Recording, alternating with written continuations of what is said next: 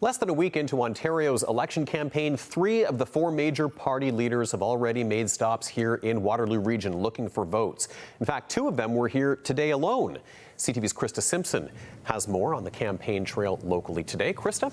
Well, Tony, both the Ontario Liberal leader and the Ontario Green Party leader spent time in the region today.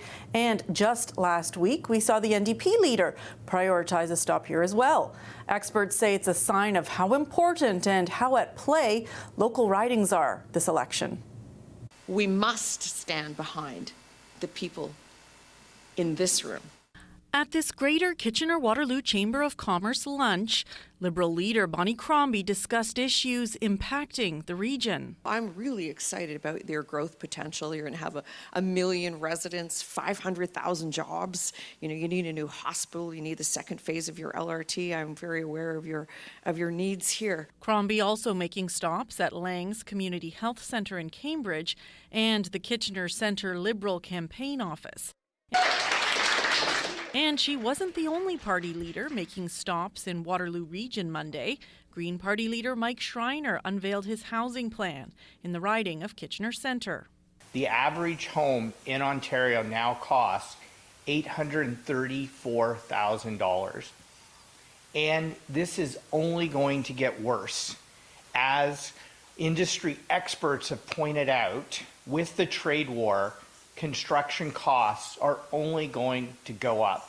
Professor Andre Perella says Kitchener Centre is a riding he'll be watching closely. It was won by the Greens during a by-election, and other parties will be fighting for it this time around. Because Kitchener Centre has been a swing riding, has been a swing seat forever.